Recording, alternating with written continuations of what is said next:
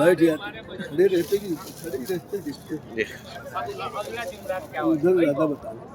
मैं ये बता रहा था कि ये जो हुजूर सल्लल्लाहु अलैहि वसल्लम के गुंबद शरीफ है, गुंबद शरीफ के नीचे से ये कोने से वो कोने तक ये मस्जिद नबवी का असल हिस्सा नहीं है। मस्जिद नबवी गुंबद शरीफ के ये साइड से आखिर तक है। सबसे पहली बार हज़रत उमर इब्न अब्दुल अज़ीज़ जब मदीने के गवर्नर हुए, उन्होंने उमवी बादशाह के हुक्म पर मस्जिद नबवी बड़ी शानदार बनाई। पहली बार उन्होंने अज़वाज मुतहरात के हुजरे ख़रीद कर मस्जिद की इमारत के साथ उसको शामिल कर लिया। लेकिन वो न उस ज़माने में मस्जिद थी न आज है वो मस्जिद। मस्जिद शरीफ से हट के वो एक अलग मकान है। मैं कहूँ कि शहंशाह रिसालत माप का दरबार कोहरबार। और जो सफ़ेद गुंबद है उसके नीचे हज़रत उस्मान गनी रज़ियल्लाहु ताला अन्हु खड़े होकर नमाज़ पढ़ाया। मस्जिद नबवी में बहुत बार तोसी हुई, लेकिन इस तरफ क़िबले की तरफ उस्मान गनी रज़ियल्लाहु अन्हु के बाद फिर कोई तोसी नहीं। दाईं तरफ पीछे की तरफ बहुत तोसी हुई, और बाद में पीछे भी शाफात के ज़माने में इधर उधर उधर सब जगह। लेकिन हज़रत उस्मान गनी सफ़ेद गुंबद के नीचे नमाज पढ़ाया करते थे, और उससे 15 फीट अंदर हज़रत फ़ारूक आज़म रज़ियल्लाहु ताला अन्हु नमाज पढ़ाते थे। और हज़रत फ़ारूक आज़म की शहादत उसी जगह हुई। यानी सफ़ेद गुंबद के नीचे से 15 फीट उस तरफ देखेंगे कि बहुत बड़ा झूमर लगा है, ठीक उस झूमर के नीचे। और उसके नीचे तुर्कों ने ज़मीन पर सफ़ेद मार्बल पे काले रंग की 8 पहलू 8 पहलू एक पट्टी लगा दी। वो इस बात की अलामत है कि वो हज़रत शहादत हज़रत फ़ारूक आज़म रज़ियल्लाहु ताला अन्हु का मकाम नमाज में शहीद हुए। और उससे 15 फीट और अंदर जाएंगे तो जन्नत की क्यारी में हुजूर सल्लल्लाहु अलैहि वसल्लम का मेहराब है, मेहराब नबी सल्लल्लाहु अलैहि वसल्लम, मिंबर शरीफ के पास है। इस ज़माने में उस्मान गनी रज़ियल्लाहु ताला अन्हु से लेके अभी शाह खालिद के ज़माने तक या कुछ बरस पहले तक इमाम यहीं से नमाज़ पढ़ाते रहे। लेकिन इधर कुछ बरस पहले से इन लोगों ने फिर इमाम के लिए पीछे करके मेहराबुन नबी से ही नमाज़ पढ़ानी शुरू की, क्योंकि ज़ायरीन बहुत हो गए तो आने जाने में इंतज़ाम करने में तो सहूलत हो जाए। और हुजूर सल्लल्लाहु अलैहि वसल्लम के ज़माने में तो उस्मान गनी के ज़माने में जो मस्जिद थी वो देख रहे हैं आप, ऊपर सफ़ेद छोटे छोटे मेहराब है, ये कोने से वो कोने तक, और ऊपर दीवार है, दीवार पे छोटे छोटे कंगूरे लगे हैं। उस्मान गनी के ज़माने तक मस्जिद वहीं तक थी, और उसके बाद 1400 साल तक ये ऐसे ही रही। लेकिन ये कुछ साल पहले सऊदी हुकूमत ने आगे की ये इमारत बना दी, ये इंतज़ामात के लिए बनाई है। उसमें बीच में एक दरवाज़ा है, दिख रहा है यहाँ से, ये इसलिए कि इमाम मुअज्जिन वग़ैरह यहाँ से आए जाए, जनाजा यहाँ से आए जाए, और अमीर लोग बादशाह लोग जो हाज़री के लिए आए तो कार से आके यहाँ से अंदर चले जाएँ, तो इंतज़ामी सहूलियात के लिए बनाई। वरना पहले 1980 तक यहाँ पर एक गली थी 10 फीट की, उसका नाम था ज़क़ाक़ हबशा, हबशा गली।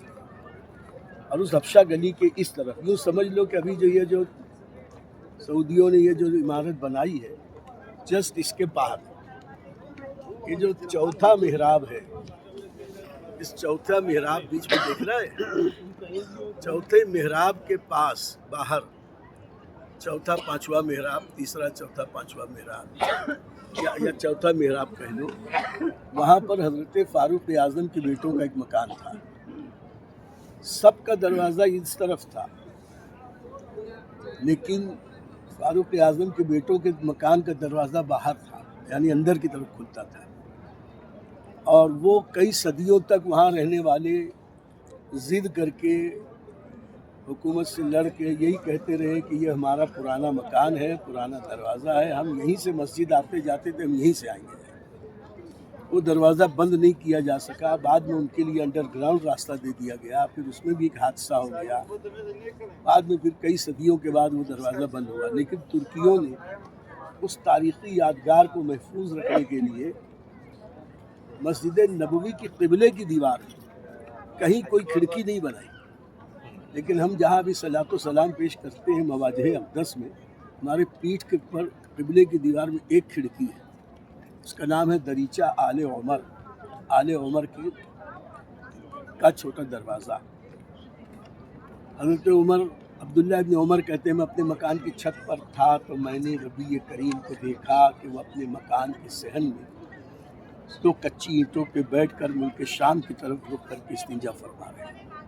اسی حدیث بخاری شریف کی حدیث پر فقہائے کرام نے مسائل بیان کیے کہ کس طرف رخ کر کے پیشاب کیا جا سکتا ہے، کس طرف نہیں، اس کی تفصیل ایک الگ ہے۔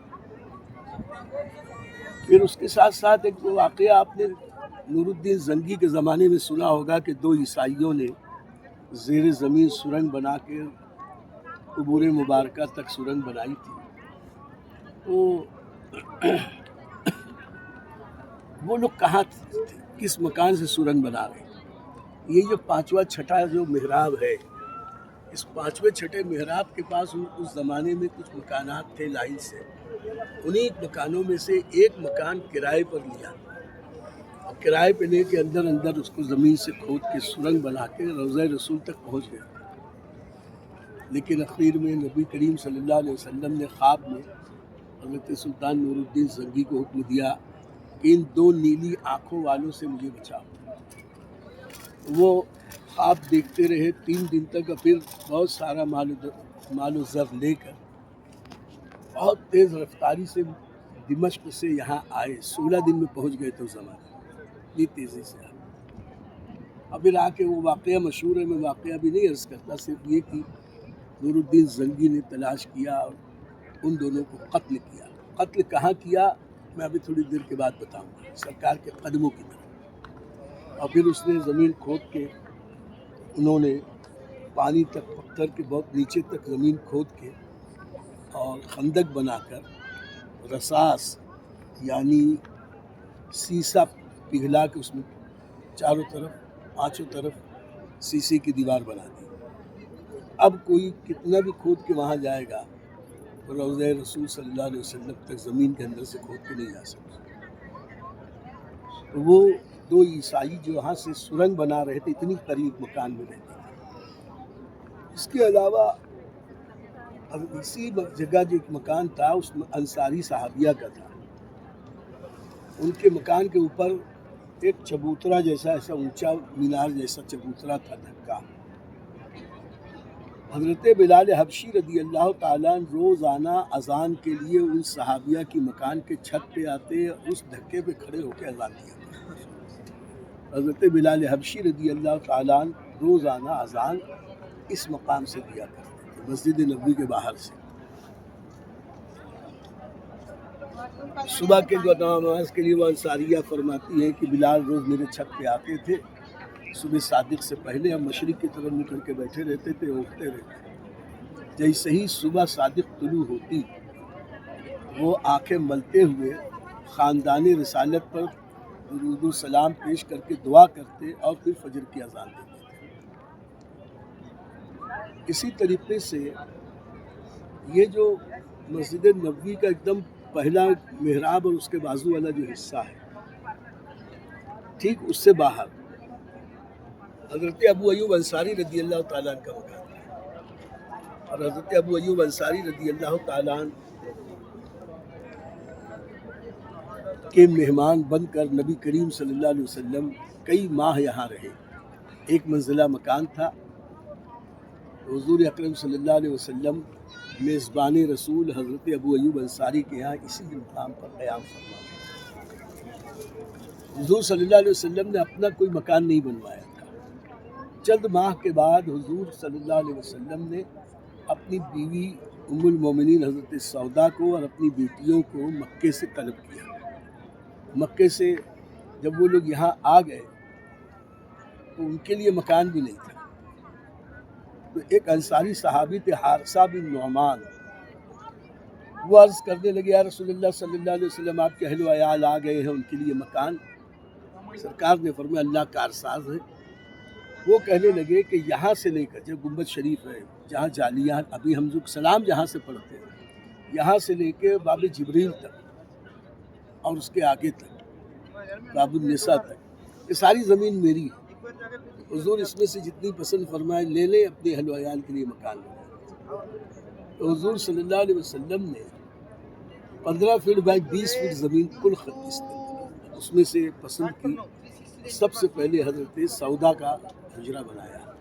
اور ابھی جو گنبد شریف ہے، گنبد کا کانا یعنی جہاں پہ ابھی 3 جالیاں ہیں، ان 3 جالیوں کے بعد میں وہ 3 جالی اندر جو سلام پیش کرتے ہیں، وہاں ان 3 جالیوں پہ جہاں ہم سلام پیش کرتے ہیں، سیدھے ہاتھ کی طرف جو جالی ختم ہوتی ہے، اس کے بعد حضرت سودا کا حجرہ تھا.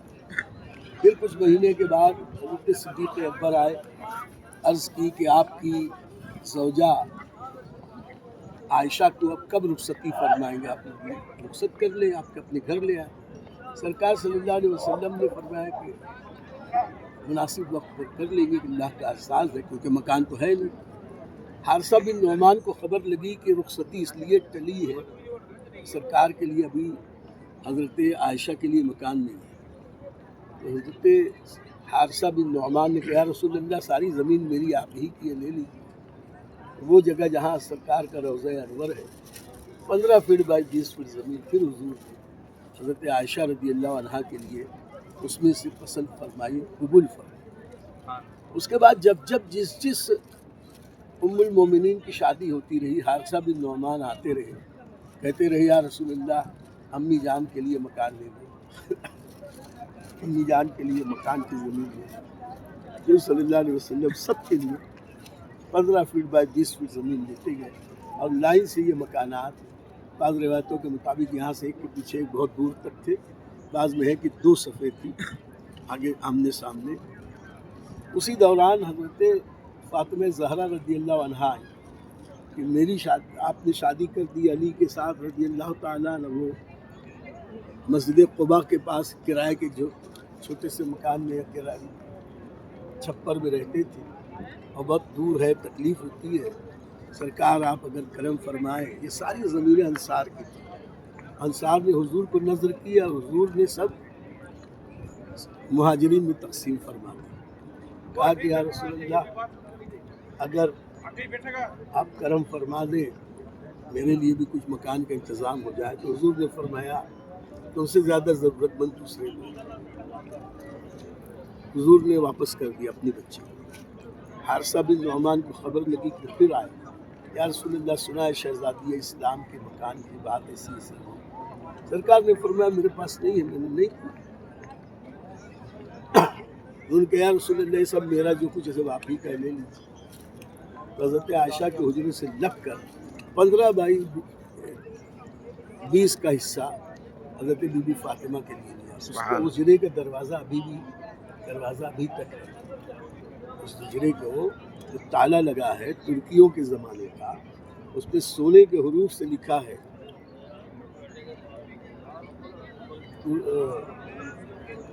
قصیدہ بردہ شریف کو وہ شعر ترجا والحبیب الذی هو الحبیب الذی ترجا شفاعت. یہ شعر ابھی بھی تالے پہ سونے کے حروف سے لکھا ہوا ہے، اس کا فوٹو ہے میرے پاس.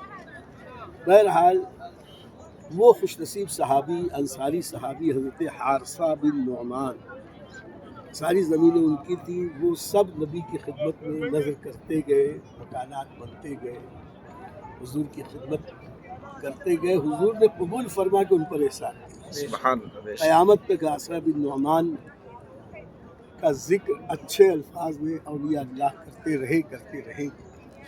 وہ خوش نصیب کہ نبی نے جن کے تحفے کو قبول فرمایا، اس سے بڑھ کے خوش نصیبی کیا ہو.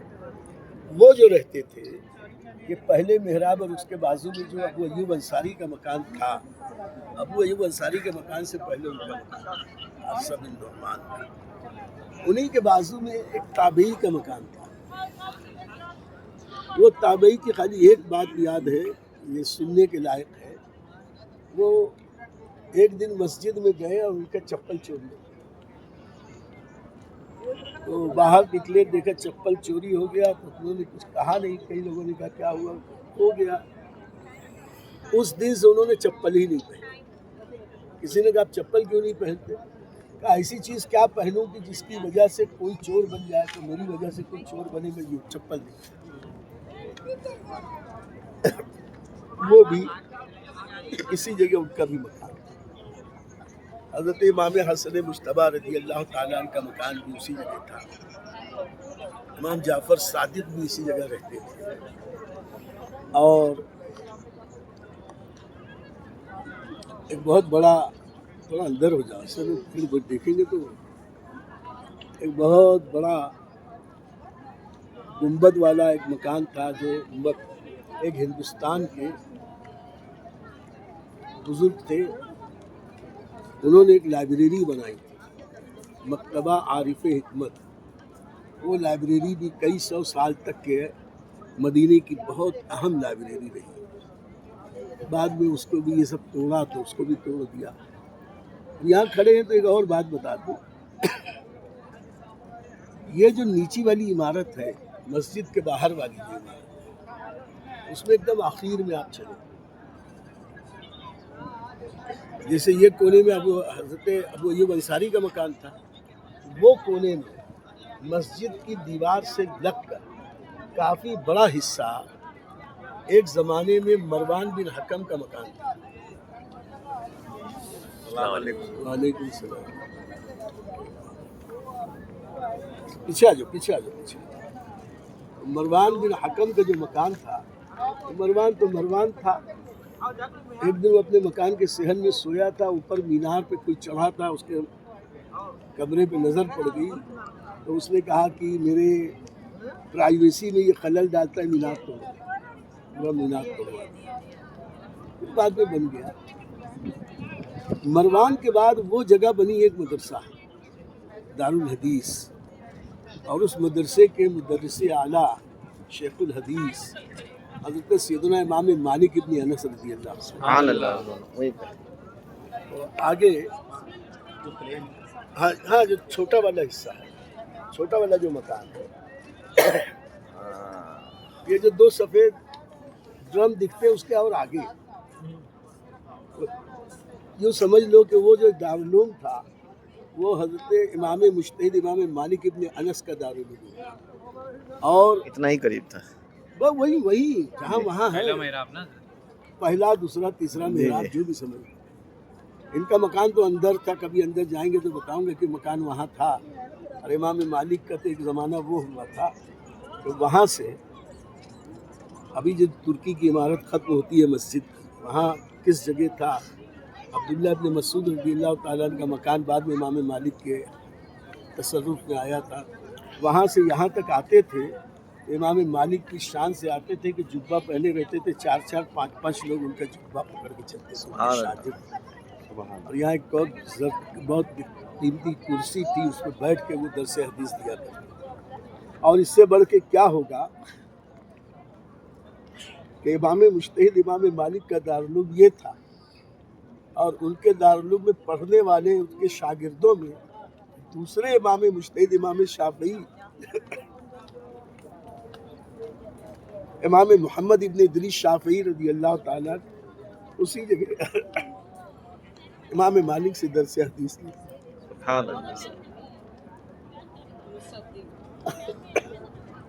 फिर अब यही मैं बैठे बैठे ये भी बता देता हूँ, क्योंकि मस्जिद नबवी पहले सिर्फ उतनी थी जितनी आज अंदर मस्जिद नबवी में रियाजुल जन्ना में सफ़ेद मार्बल वाले हिस्से, जहाँ सफ़ेद मार्बल लगे, और सफ़ेद मार्बल जितने ऊंचे हैं, मस्जिद नबवी की छत सिर्फ उतनी ऊंची थी। हाथ लगाओ तो मस्जिद नबवी की छत को हाथ लग जाता, और वो थी खजूर के तने थे, कच्ची ईंटों की, पत्थर की बुनियादें थी, कच्ची ईंटें इतनी दूर तक थी, कुछ फीट तक, और उसके बाद खजूर की बारीक बारीक तनों से जोड़ के मस्जिद बनी थी, और ऊपर खजूर के पत्तों की छत थी। जब बारिश बरसती थी तो छतों से पानी नीचे आ जाता था, कीचड़ हो जाता था, ज़मीन पे फर्श भी नहीं बिछता। آج ہم لوگوں کو بغیر قالین رہ کے بھی ہم نماز نہیں پڑھتے مسجدوں میں، اے سی رہ کے بھی ہم نماز نہیں پڑھتے۔ اور حضرات صحابہ جب نماز کے لیے آتے تھے، کیچڑ ہو جاتی تھی تو ایسے لمبے لمبے کرتے میں، اپنے کرتے کے دامن میں باہر سے کنکریاں چن کے لاتے، اور کنکریاں چن کے اپنے اپنے مصلی کے سامنے کنکری ایسے جما دیتے تھے، اسی پہ سجدہ کرتے۔ حضور صلی اللہ علیہ وسلم نے اس کو پسند فرمایا، اس لیے کئی سو سال تک مسجد نبوی میں اندر کنکریاں بچھائی جاتی ہیں، یہ سرکار کو پسند۔ انصاری صحابہ بہت سا چندہ لے گئے، یا رسول اللہ یہ پیسہ لیجیے، مسجد شاندار بنائیے۔ فرمایا نہیں، مجھ کو حضرت موسیٰ کے جیسی جھوپڑی پسند ہے، جھوپڑی ہی جیسی مسجد ہے۔ تو حضور صلی اللہ علیہ وسلم نے جتنی جگہ ریاض الجنہ ہے، روضہ اطہر سے لے کر منبر تک، یہ زمین 4-5 صف کی، یہی سرکار کے اصل زمانے کی مسجد۔ پھر اس کے بعد چند سالوں کے بعد جگہ کم پڑی تو حضور صلی اللہ علیہ وسلم نے قریب 30 فٹ اس طرف بڑھائی، داہنی طرف مسجد کے، اور 30 فٹ اس طرف بڑھائی، اضافہ کیا حضور صلی اللہ علیہ وسلم۔ اور پھر حضور صلی اللہ علیہ وسلم کے زمانے میں 40-50 فٹ اور آگے ایک صحن تھا۔ وہ جو صحن تھا، اس صحن کے اوپر آج بھی مسجد نبوی کی دیواروں میں، ستونوں میں اس جگہ لکھا ہوا ہے حد مسجد علیہ السلام۔ جہاں حد مسجد علیہ السلام لکھا ہے، وہ حضور صلی اللہ علیہ وسلم کے زمانے کا صحن تھا، اور اس کے 3 طرف صحابہ کے مکان تھے، اور چوتھی طرف حضور صلی اللہ علیہ وسلم کے مکان، ان کے ازواج کے۔ اور ابھی جہاں محراب عثمانی ہے، یہاں سے لے کے یہ آخری دیوار تک، یہ جو حصہ ہے محراب عثمانی، سفید گنبد سے لے کے وہ ترکی مینار تک، یہ جتنا حصہ ہے اس کو 2 حصوں میں تقسیم کرتے ہیں، تو تقریباً 15-20 فٹ ایسا چوڑا اور آدھا اتنا لمبا۔ یہ زمینیں بھی انصار صحابہ نے حضور کی نذر کی تھی۔ حضور صلی اللہ علیہ وسلم نے آدھی زمین، یعنی گنبد کے نیچے سے لے کے آدھی دور تک، حضرت علی رضی اللہ عنہ کے بھائی حضرت جعفر بن ابی طالب کو عطا کی تھی، ان کا مکان تھا، اور وہاں سے لے کے آدھی دور تک خاص وہ ترکی چھوٹا مینار ہے، اس کے نیچے حضور کے چچا حضرت عباس ابن عبد المطلب کا مکان تھا، اور حضرت عباس ابن عبد المطلب کے مکان کے باہر سے ہی مسجد میں آنے جانے کا راستہ تھا۔ پھر حضرت عثمان غنی نے اضافہ جب آگے کیا تو کچھ خریدا، پھر جب حضرت عباس کا مکان پھر بھی مسجد کے باہر تھا۔ فاروق اعظم کے زمانے میں وہاں سے آنے جانے میں لوگوں پہ چھت کا پانی پنارے کے ذریعے ان کے نمازیوں کے اوپر گرتا تھا، تو حضرت فاروق اعظم رضی اللہ تعالیٰ عنہ نے کہا کہ یہ اتنا پنارہ ہٹا دیں، وہ نہیں ہٹائے تو انہوں نے خود توڑوا دیا، انہوں نے مقدمہ کر دیا۔ اس کی تفصیل بہت طویل ہے، بہت دلچسپ ہے کہ مقدمہ کیا تو کیا کیا ہوا، لیکن اخیر میں ایک انصاری صحابی کو غالباً حضرت ابو موسیٰ اشعری رضی اللہ تعالیٰ عنہ کو حکم بنایا ان دونوں نے۔ انہوں نے فیصلہ یہ کیا کہ یہ زبردستی حضرت عباس کے مکان پہ تصرف حکومت وقت نہیں کر سکتی، اسلامی حکومت، اور انہوں نے واقعات بیان کیے، وہی بتا رہا ہوں، بہت دلچسپ ہے، بعد میں انشاءاللہ۔ حضرت عباس کا کہنا یہ تھا کہ یہ مکان کی زمین مجھ کو نبی نے دی، کھڑے ہو کے سرکار نے مکان بنوایا، پھر یہ پنارہ حضور نے لگوایا، بلکہ جب پنارہ لگانے کی بات ہوئی، پرنالہ، تو حضور نے مجھ کو اپنے کاندھے پہ سوار کیا، اور میں حضور کے کاندھے پہ کھڑے ہو کر وہ پرنالہ لگایا تھا۔ حضرت امیر المومنین فاروق اعظم رضی اللہ تعالیٰ بڑے دل گرفتہ ہوئے، کہنے لگے کہ اب میں دوش نبوت تو نہیں لا سکتا، لیکن میں کھڑا ہوتا ہوں، میرے اوپر کھڑے ہو کے تو پرنالہ انہوں نے پرنالہ صحیح کیا۔ جب صحیح کر لیا اترے تو کہنے لگے مجھ کو انصاف مل گیا، اب یہ پورا مکان میں مسجد کو وقف، تو اور بھی بہت دلچسپ ہے واقعہ انشاءاللہ۔